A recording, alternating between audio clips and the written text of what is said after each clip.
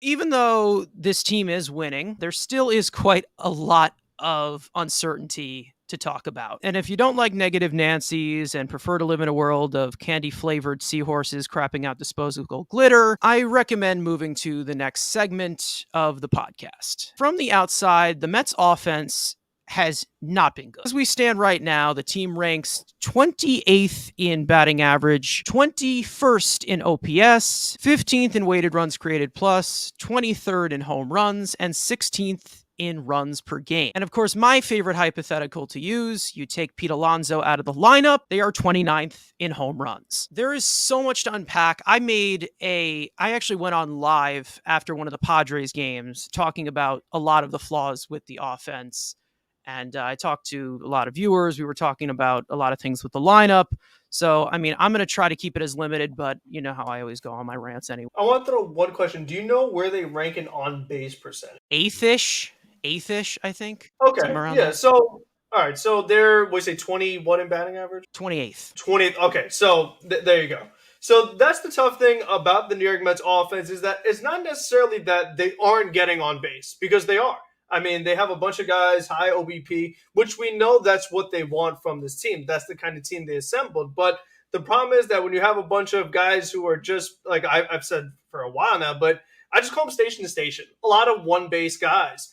It's just tough to go, one base at a time. Pass the baton. Pass the baton. Exactly. And then to expect multiple runs at a time, it just doesn't happen. Like we've talked about a lot, Pete Alonso's had to really unfairly carry this team, and it feels like it's getting worse and worse. I mean, we've known it's been a problem. Definitely was not addressed. Signing Tommy Pham as your only new offensive addition is not going to make life easier for Pete Alonso as far as power is concerned. I mean, you have Marte a little bit, Lindor every now and then, but on that, Alonso's the guy doing most of the heavy lifting. Cannon, Pham, they can sneak one out. Other than that, you're not getting basically any home runs from just about anybody else on the entire team. So what you see is just a lot of one-dimensional players. And I think a guy that stands out the most to me, and I don't really want to pick on somebody, but I think he's just an example of what this team is Daniel Vogelback. You look at a guy like Daniel Vogelback's numbers and you say, okay, 387 on base percentage. That's good on base percentage. But then when you look at the OPS at 604, it's like, okay, but what is it really bringing you?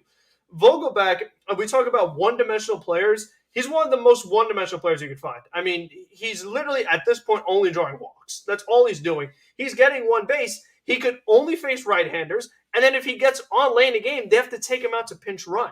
He can't play the field. So it's like if he's a guy who pinch hits just to draw a walk, it's like I already have Guillorme. Why do I need Vogelback? You know what I mean? Like he feels like in a vacuum, he's an okay player. Like the fact that he could get on base, has a great eye, whatever.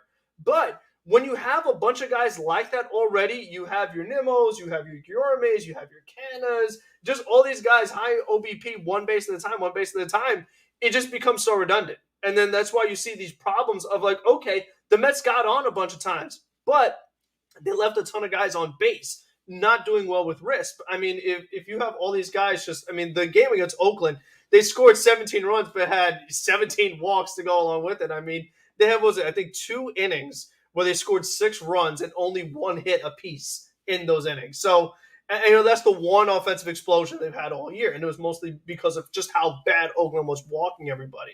I understand what they want.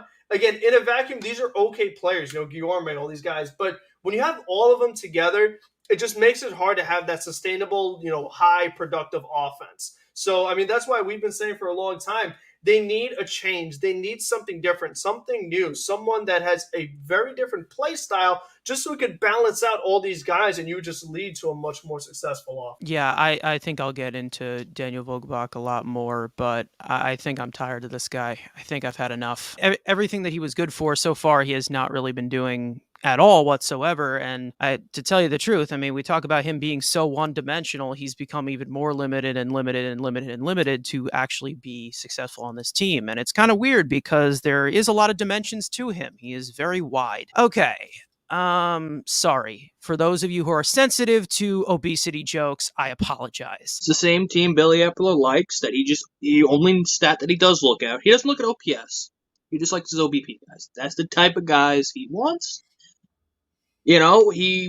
Buck is been unwilling to add a certain guy, which he's been playing once a week, which he should be just playing every day at this point because a certain other person is not even giving his value that he's supposed to be. We'll get to that maybe potentially later. And we'll see what this other generational talent coming up tomorrow. But at this point, maybe that can give me some youth. They're winning. Yes, are they fluky? Are they the Minnesota Vikings of the MLB where they're just winning by one run? Don't look at the run differential, but they're winning. Yes, the offense is always going to be the problem. It's earlier that they're going to actually put the kids in. One, because of an injury. Two, they actually had the balls to do it. We'll get to them later. Maybe that, again, getting those two guys consistent ABs in this lineup, maybe can change at least the bottom half. But, again, you know what you're going to get from the number 1, 2, 3, and 4 spot. And, McNeil hasn't been great, but normally what you're getting, hopefully with the youth coming in on that bottom of the lineup, maybe can change somewhat. But, again, now also you have to have the conversation, is Buck going to allow the kids to maybe change that bottom half? Simply put it, you can't play baseball like this. You can't play 2023 baseball like this whatsoever. Every single piece of production goes completely out the window. The shift, being banned, you have to hit home runs. You just have to hit home runs. There are so many guys on this team that are so obsolete. I'll make my jokes about, McNeil not having any power. In terms of McNeil, this guy should be batting eighth. That's literally how baseball is now. You need power in this game. You need guys at the top who are your table setters and table setters at the bottom as well. It just can't happen. You need power protection. End of story. This whole station to station, it's ridiculous. Coming into this era of baseball, 3-1, you see something down the middle, swing at the fucking ball. It's basically just waiting for Pete Alonso to bail us out, and then around him, it's just guys back-to-back walks, double play. Like that's all I'm really seeing right now. Welcome to 2023 baseball. You need guys who hit homers. You need guys who pull fly balls. This whole put the ball in play and something great will happen. It's done. It's gone. Frank, I know you love it, but it's gone. And I tried to warn you guys once this announcement came out about the shift being banned. You're going to hate being a Mets fan. You're really going to hate being a Mets fan because that's pretty much all they do. It's based on offensive placement. Like that's literally most of what their offense was. You need to hit home runs in this era of baseball. And if they don't change their ways, this is going to be a massive problem. And I talked about this a lot on stream. You just can't play baseball like this. It just can't happen. Pete Alonso's not going to be there every goddamn time to hit the ball over the wall. He's red hot right now. He has been fantastic. Just like I like to say, you take him out of the lineup, he gets hurt, something. God forbid, knock on wood, whatever you are, if you're superstitious. They're nothing without him. They are absolutely nothing with him. And I understand Lindor can do the heavy lifting, and, he can do some heavy lifting as well. But for prolific power, Pete Alonso's this whole entire team. Daniel Vogelbach, swing the bat. Swing the goddamn bat. If I have to see this guy lift his arms, staring at a pitch that's in the strike zone one more goddamn time, I am going to send him to Burger King where he loves and lock him there. The Mets have an approach that is built for 1982. It is 2023. There is so much dead weight on this team that if they're not put in the perfect positioning, and I could go off on McNeil, he doesn't hit any homers, but he's the type of hitter I need at the end of my lineup because the noodle's got to go at the end. It just has to happen. Canna, even though he's showing some sort of life this week, I would love for this lineup to be so good that he bats ninth. Guillorme's fucking useless at this point with the shift gone. At the end of the day, if you want to look at it as a whole, this top four, death row right afterwards. That's it. I mean, the only problem is that, again, like we've talked about so much, but the Mets struggles against left-handed pitching, and a guy like Vogelbach, who's brought in to be a DH, when you face a lefty, Mark Hanna or Tommy Pham is the guy batting after Pete Alonso. It's just like that's not going to get it done. And I know Darren Ruff was supposed to be that guy since they got for the trade deadline last year, and it wasn't a rental, all this other stuff. Obviously, it ended up not working. They're not going to call up Mark Vientos, I don't think. So, again, it's like we could talk about the prospects later, but like you talked about them changing their ways. Unfortunately, like a lot of these guys are who they are. Like Guillorme isn't going to start hitting home runs. A lot of these other guys, McNeil's not going to start just hitting home runs all of a sudden. Marcana, Vogelback. These guys are just like, they are what they are. So if the only way the Mets could actually change it is to make moves, like trade some pieces, like, because again, Vogelback's not an entirely bad player, or Guillermo's not an entirely bad player, but you have so many of them. You have this surplus.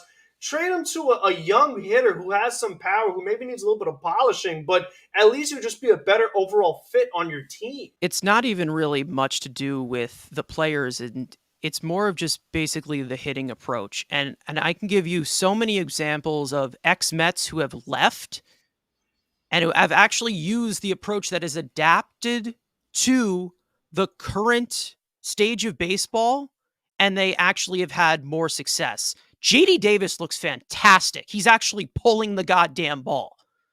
Michael Conforto, fuck it, let's hit homers. That's all he cares about. He's hurt right now, which is sad. There's some guys that have left the Mets who you just cannot, like, you have to pull the ball now. You just have to pull the ball.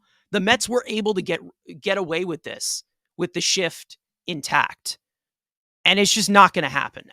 It really is just not going to happen. The best way is to hit homers. And I understand it sounds weird. It's more productive to strike out than to hit a ground ball now. That's how this era of baseball is. And it's going to sound weird. And like I said, it is going to sound weird. And it's going to look weird when you get rid of the shift. And I tried to warn y'all about this, but that's just how baseball is now.